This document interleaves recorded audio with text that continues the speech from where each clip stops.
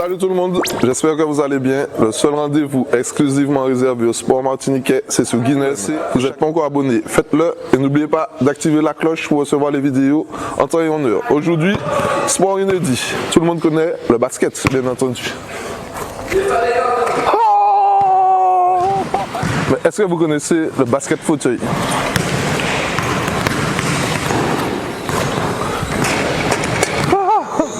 Salut, on est avec Sando. Salut Sando, comment tu vas? Ça va bien, Guinel, et toi? Est-ce que tu peux commencer par... Ça va bien, merci. Est-ce que tu peux commencer par te présenter? Sandro Lopa, donc enseignant en activité physique adaptée, et je suis référent jeune du comité régional handisport depuis à peu près 13 ans. Et c'est toi qui gères le basket fauteuil? Effectivement, j'entraîne au basket fauteuil depuis 13 ans. J'ai fait ma formation en Guadeloupe avec l'équipe de la Guadeloupe quand j'étais en STAPS, et puis j'ai enchaîné avec l'équipe de basket qu'on a ici. On a oublié de préciser que tu es complètement valide. Tout à fait. Tout à fait. Pourquoi le basket fauteuil?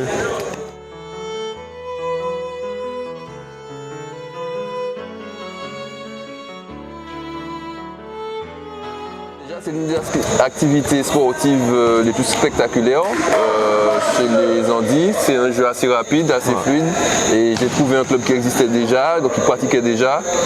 On a essayé de développer un petit peu plus en multipliant le nombre de créneaux pour les activités. On a réussi pendant un certain temps, et puis là, bon, on a eu un petit peu plus de mal. Il y a des joueurs qui nous ont quittés aussi, donc bon, c'est devenu un petit peu plus compliqué. Mais on est toujours là et on s'entraîne. Vous avez qu'un seul club? Effectivement, en Martinique, il n'y a hélas qu'un seul club de basket. Du coup, on a peu de rencontres. On rencontre plus souvent la Guadeloupe. On fait des échanges avec eux, mais on a peu de chances et d'opportunités de faire des rencontres et des échanges. Donc j'espère qu'un jour, d'autres clubs de basket ont envie de créer des sections de 3-3 par exemple en basket fauteuil pour développer ça un petit peu partout à Trinité, à Sainte-Marie, enfin, bref, un petit peu partout pour qu'il y ait il y a des Andis partout, mais ils n'ont pas d'offres sportives. Donc il faut leur proposer ça. Est-ce qu'on a besoin de préciser que c'est pas ouvert qu'aux invalides? Alors effectivement, dans le club, on a la majeure partie des joueurs sont en situation de handicap, mais il y a souvent des valides qui accompagnent, donc soit des proches, donc il y a le père d'une jeune fille qui joue avec nous régulièrement, et puis des gens qui aiment bien le basket. On a eu l'idée de passer une convention, de proposer à la Ligue de basket de proposer une convention en leur disant que ceux qui étaient blessés, soit genoux, chevilles, qui ne pouvaient pas jouer au basket, qu'ils auraient pu venir intégrer le club pour faire quelques entraînements, pour continuer à toucher un ballon de basket et puis avoir d'autres sensations. Bon, ça c'est pas encore finalisé, mais c'est une démarche qui me semble intéressante. Ok, vous vous entraînez quel jour? On s'entraîne tous les vendredis de 16h30 à 19h30 au lycée Acajou 2. Il y a un entraînement aussi le samedi, mais c'est un entraînement multisport où là, si on a des jeunes, on peut plus les encadrer pour les faire progresser en basket. Donc là, c'est vraiment un club où le créneau du vendredi, c'est pour les adultes qui sont un peu plus performants. Ok, donc n'importe qui peut venir si le club est ouvert à tout le monde, hein. On peut venir essayer, jouer, il n'y a pas de problème. Nous, on est ouvert, hein. On a souvent besoin de personnes pour jouer, parce que là, on va dire inscrit, j'en ai un peu 8 à 10 jeunes en situation de handicap, en sachant que ils ne sont pas forcément réguliers puisqu'ils ont souvent des problématiques de transport. Donc à côté de ça, il aurait fallu qu'il y ait des valides qui donnent des coups de main ou qui viennent nous donner des coups de main. Ok, mais en termes de niveau, ils ont quel niveau? Tu m'as dit qu'ils rencontrent la Guadeloupe, ils ont quel niveau? Ils ont un bon niveau, vous m'avez fait transpirer là. Oui, un bon niveau. Plus on rencontre des équipes, plus le niveau peut évoluer. Mais c'est vrai qu'on ne joue jamais comme on aurait dû jouer en basket fauteuil. C'est-à-dire que pour l'instant, on n'a pas assez de joueurs pour pouvoir respecter les règles, en sachant que chaque joueur, normalement, sur le terrain, a un certain nombre de points. Plus tu es en situation de handicap, plus tu as un petit point. Et sur le terrain, tu dois avoir 15 points. Donc là, sur le terrain aujourd'hui, on avait un joueur blessé médulaire, donc qui est tétraplégique, qui avance difficilement. Lui, il a un point. et un valide par exemple est à 5 points. Donc avec 2 valides sur le terrain, ça fait dire 10 points, il faut savoir compenser normalement. Donc c'est pour ça que les règles en basket fauteuil sont strictes. Pour l'instant, même quand on joue contre la Guadeloupe, on ne peut pas vraiment les appliquer puisque eux-mêmes n'ont pas assez de joueurs. Donc on est obligé de faire un petit peu, voilà.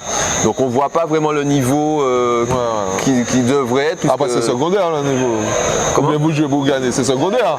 Contre la Guadeloupe, on essaie toujours de gagner. Après, ils sont quand même un peu plus forts que nous, j'avoue, parce qu'ils sont beaucoup plus réguliers. Pratiquement tous leurs joueurs ont leur propre fauteuil. Ça aussi, c'est des choses à savoir, parce que là, c'est des fauteuils de club. C'est le club qui achète ou le comité qui achète et qui met à disposition pour le club. Alors qu'en Guadeloupe, avec la maison départementale de la Guadeloupe, la MDPH, ils ont des aides spécifiques pour avoir leur propre fauteuil de basket. Du coup, c'est vraiment des fauteuils qui sont taillés pour eux, qui sont un peu plus hauts, avec des dimensions, et ça joue beaucoup en basket. Est-ce que tu as des aides toi par rapport à ton club? On a certaines aides, mais j'ai envie de dire qu'on n'a pas de partenaire encore, donc on n'a aucun partenaire qui nous accompagne réellement au niveau du Foyal Club. On aurait bien aimé avoir n'importe quel partenaire qui puisse donner des sous pour essayer d'acheter des fauteuils de basket, ou des petites choses qui vont avec. Il faut savoir qu'un fauteuil, ça coûte à peu près 2500 jusqu'à 7000 € pour les fauteuils taillés sur mesure. Donc voilà, c'est d'où la difficulté. Vous en basket valide ou bien en football, peu importe, il suffit d'avoir des chaussures, un ballon. Voilà, nous il faut le fauteuil qui coûte une blende, et puis après voilà, faut les adaptations qu'il faut en fonction des handicaps. Mais en termes de jeu, tu me disais que c'était le ballon sur les cuisses, 2 poussées, voilà, il faut dribbler. Il y a quand même pas mal de règles qui sont strictes, et je vois qu'on peut bloquer les gens et tout. Oui, alors par rapport au basket valide, la règle du marché est à peu près similaire. Donc quand on a le ballon, on a le droit à faire 2 pas en valide, et en fauteuil c'est 2 poussées. 2 poussées, après il n'y a pas de reprise de dribble, mais la dimension importante effectivement en basket, c'est le bloc. C'est-à-dire que comme le fauteuil est important, imposant, une fois qu'on est devant toi, tu ne peux plus bouger, il faut trouver une solution. Soit tu fais appel à quelqu'un pour venir te débloquer, soit tu es assez rapide et tu manies assez bien pour te débloquer. Mais ça c'est un aspect fondamental en basket fauteuil, et c'est pour ça que on essaie de beaucoup travailler en bloc dès le départ, parce que quand on rencontre la Guadeloupe, ils essaient de nous bloquer dès les sorties de balles, surtout ils bloquent les plus rapides, et ça nous pose des soucis dans l'évolution de notre jeu. Donc c'est toute une stratégie à mettre en place. Mais il n'y a pas de faute. Là, on n'a pas sifflé les fautes, mais il y a beaucoup de fautes. Au niveau des blocs, il y a des règles qui sont strictes. On n'a pas le droit de bloquer sous le côté. Il faut avoir que la roue dépasse pour pouvoir bloquer. Donc il y a vraiment des choses qui sont strictes normalement.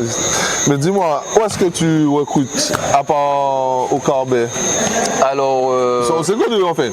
Je te connaissais par rapport à ton frère, on a joué au foot, mais on s'est surtout vu au Carbet quand j'y étais pendant 6 mois quand même. J'ai fait 6 mois chaise roulante, il faut que je le rappelle. À part là, où est-ce que tu recrutes?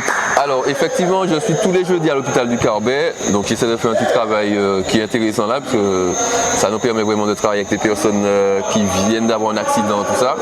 Mais on fait beaucoup de sensibilisation, donc dans les collèges, dans les lycées, on essaie d'aller dans les lycées où il y a des personnes en situation de handicap, des jeunes, pour les amener à essayer différents sports, pas que le basket fauteuil, mais tout type d'activité. Il y a aussi à l'hôpital Mongo-Vulsin où on a des contacts, donc des enseignants d'activité physique adaptée comme moi-même qui me filent des numéros, qui conseillent des gens, qui dirigent des gens vers le basket fauteuil, mais j'ai envie de dire on n'a pas assez de joueurs.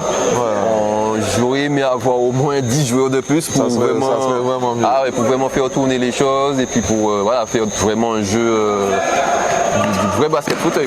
Est-ce qu'il y a un âge limite pour jouer? Non, il n'y a pas d'âge limite pour jouer.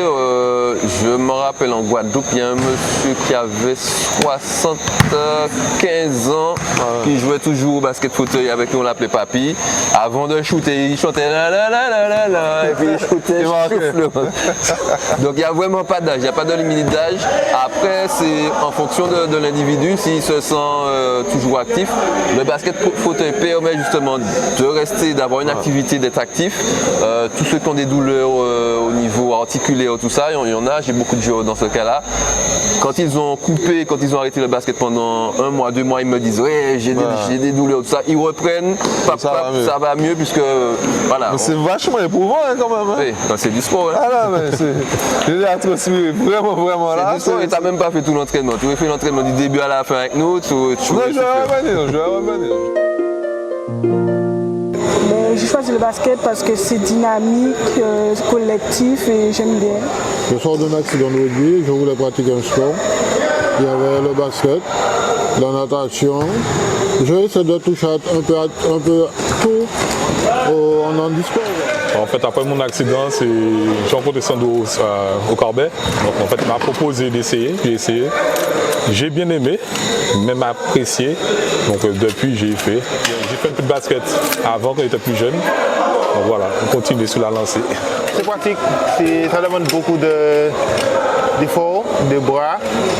Donc, je suis choisi par rapport à ça. Et puis, parce que ça me plaît aussi. J'aime bien. Moi, je faisais le basket en Vaudreuil parce que j'étais dans le centre en métropole, un centre de rééducation fonctionnelle. Donc, c'est là que j'ai appris à jouer au basket. Ça fait pas mal d'années, donc c'est un sport que j'aime. Le basket, tu fais quoi comme autre sport? Alors, comme activité, il faut savoir que l'handisport est multisport, donc on fait de tout. J'entraîne un petit peu en tennis de table, enfin de tout vraiment, du tir à l'arc, un petit peu en natation, du kayak, on fait vraiment de tout. Et là, prochainement, donc on a un petit stage donc pendant les vacances de Pâques avec des jeunes de moins de 18 ans. C'est un stage multisport, ils vont faire du tennis de table, du tir à l'arc, de la boccia, c'est de la pétanque adaptée, de la sarbacane, ça c'est pour les handicaps qui sont assez lourds, ceux qui sont en fauteuil électrique, de la natation, de l'athlétisme, et tout ça c'est pour les préparer aux Jeux nationaux. C'est une compétition qui se passe en France. Donc, il y aura 6 jeunes qui seront sélectionnés et qui vont partir pour faire au moins 3 activités sportives. Donc ça, c'est une des choses, parce que je m'occupe beaucoup des jeunes. Et aussi, on est en train d'organiser le 17 avril un challenge de tennis de table, un challenge d'athlétisme au stade de Pierre-Aliquer de 8h30 à 13h. Donc c'est un triathlon. Les sportifs vont venir pour faire une course, un lancer et un saut. Ceux qui sont en fauteuil vont faire une course en fauteuil, 2 lancers. Et puis voilà, comme ça, ça permet à tous les jeunes d'avoir une pratique et puis aussi de sûrement se sélectionner pour une autre compétition qui va venir en fin juin. Ok, mais pourquoi on ne parle pas de handisport, on n'entend pas parler de handisport alors qu'on a Mandy François Elie qui est championne olympique et tout. Pourquoi on ne parle pas assez de handisport? C'est peut-être aussi parce qu'il n'y a pas assez de compétition, vu qu'il n'y a pas énormément de jeunes d'handi qui s'insèrent dans les structures, à cause de problématiques notamment de transport, parce que c'est une vraie problématique par rapport aux handis. Là aujourd'hui, ils étaient combien? On était 8. J'ai 3 ou 4 joueurs qui ne sont pas venus parce qu'ils n'ont pas de transport. Habituellement, il y en a un qui passe les récupérer, aujourd'hui il n'a pas pu. Donc voilà, ça fausse les choses. Donc c'est une vraie problématique. Après, les médias, ils parlent de nous, mais le plus souvent quand ils viennent nous voir, ils nous disent bon, on a déjà filmé le basket fauteuil une fois, on va pas le refilmer une deuxième fois. Donc voilà, je sais pas. C'est peut-être notre faute, hein, on n'a pas encore réussi à trouver un mode de communication qui intéresse les gens, je sais pas. On a un comité qui s'est reformé, qui a changé de bureau dernièrement, donc on espère, avec les différentes commissions qu'on y a insérées, de faire évoluer les choses, de faire parler de nous et puis d'avoir des projets intéressants.